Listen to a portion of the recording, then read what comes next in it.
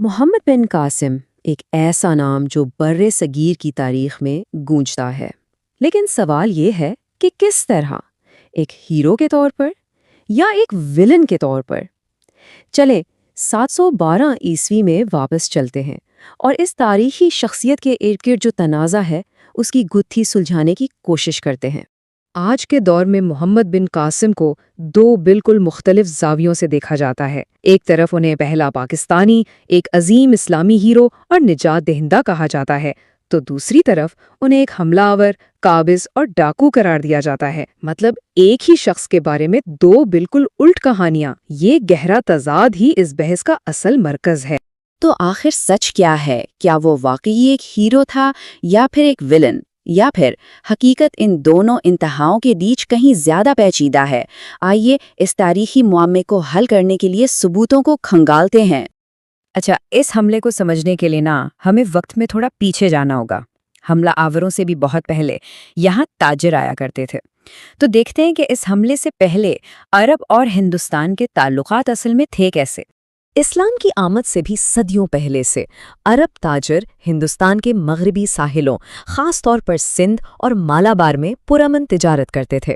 وہ اپنے ساتھ کھجوریں اور عربی گھوڑے لاتے اور یہاں سے مسالے، کپڑے اور ہندوستان کی مشہور تلواریں لے کر جاتے۔ یہ صرف سامان کا لین دین نہیں تھا، بلکہ ایک گہرا ثقافتی تبادلہ بھی تھا۔ لیکن پھر 7ویں صدی میں تاریخ نے ایک نیا موڑ لیا۔ اسلام ایک بڑی سیاسی اور فوجی طاقت بن کر ابھرا اور اموی خلافت نے اپنی سلطنت کو ہر سمت میں پھیلانے کی پالیسی شروع کر دی۔ تو جنگ کی اصل وجہ کیا تھی؟ کیا یہ واقعی صرف قزاقوں کا ایک حملہ تھا یا پردے کے پیچھے سیاست، طاقت اور منافع کا کوئی بڑا کھیل کھیلا جا رہا تھا؟ سرکاری کہانی جو ہمیں تاریخ کی کتابوں میں بہت ملتی ہے وہ یہ ہے کہ دیبل کی بندرگاہ کے قریب سمندری قزاقوں نے کچھ عرب جہازوں کو لوٹ لیا۔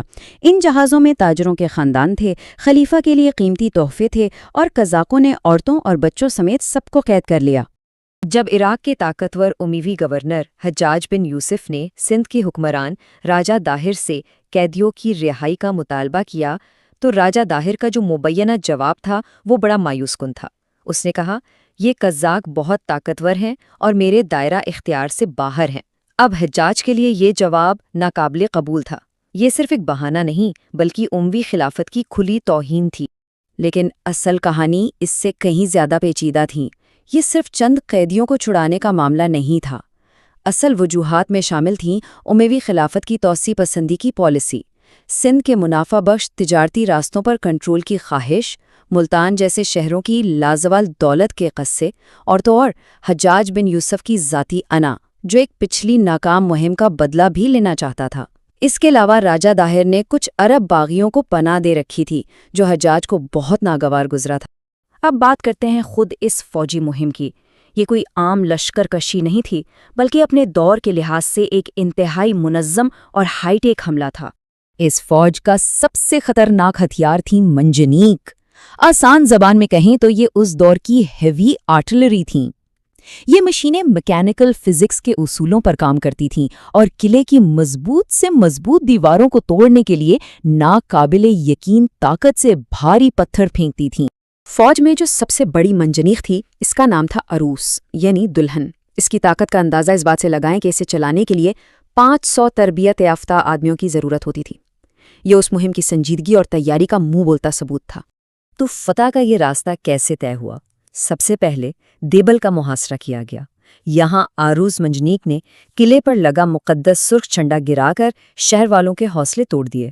اس کے بعد باری آئی نیرون کوٹ کی، جس نے مقامی اختلافات کی وجہ سے بغیر لڑے ہی اپنے دروازے کھول دیے۔ پھر ایک شاندار فوجی چال چلی گئی، کشتیوں کا ایک پل بنا کر پوری فوج نے دریائے سندھ عبور کر لیا، اور آخر کار راوڑ کے میدان میں فیصلہ کن جنگ ہوئی جہاں راجہ داہر کو شکست ہوئی اور وہ مارا گیا۔ راوڑ کی جنگ کا پانسا اس وقت پلٹا جب عرب تیراندازوں نے راجہ داہر کے ہاتھی کی طرف نفتا میں ڈبوئے ہوئے آگ کے تیر چلائے۔ نفتا ایک قسم کا خام پیٹرولیم تھا جسے پانی سے بھی بجھانا تقریباً ناممکن تھا۔ ان خوفناک کیمیائی ہتھیاروں سے ہاتھی بدحواس ہو کر بھاگا۔ راجہ داہر اپنی فوج سے الگ تھلگ پڑ گیا اور یہی اس کی شکست کی بڑی وجہ بنا۔ جنگ کے بعد ان دونوں مرکزی کرداروں یعنی راجہ داہر اور محمد بن قاسم کی قسمت میں کیا لکھا تھا اور ان کی وراثت آج ہمیں کیا بتاتی ہے؟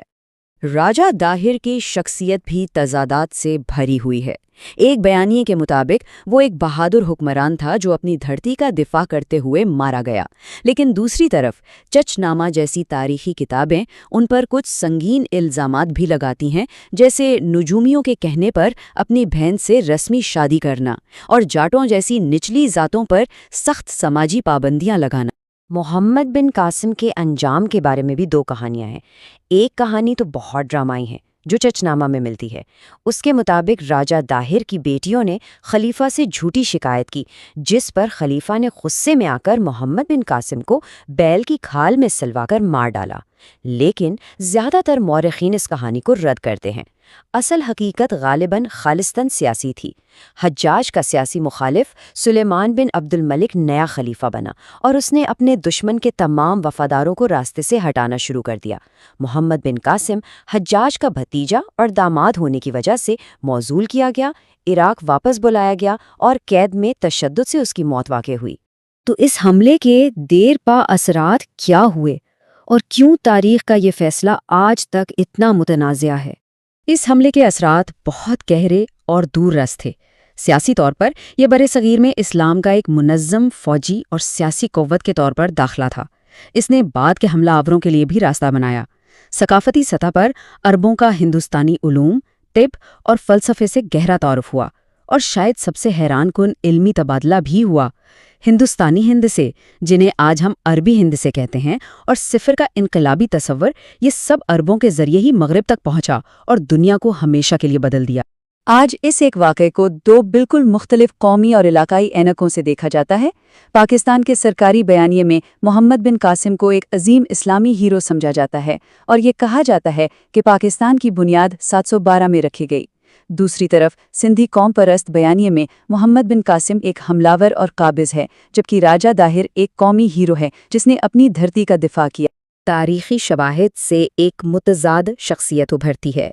محمد بن قاسم نے دیبل میں تو سختی برتی، لیکن کئی شہروں کو امان بھی دی۔ اس نے مفتوحہ علاقوں میں ہندوؤں اور بدھوں کی عبادت گاہوں کو ذمی کا درجہ دے کر تحفظ بھی فراہم کیا، جس کا مطلب تھا کہ وہ ریاست کی حفاظت میں آ گئے تھے۔ اس سے یہ ظاہر ہوتا ہے کہ مقاصد صرف مذہبی نہیں تھے، بلکہ سیاسی کنٹرول اور معاشی فائدے بھی تھے۔ آخر میں یہ ایک بہت اہم سوال پیدا کرتا ہے۔ ہیرو اور ولن کا فیصلہ اکثر اس بات پر منحصر ہوتا ہے کہ کہانی کون سنا رہا ہے، کب سنا رہا ہے اور کس مقصد کے لیے سنا رہا ہے۔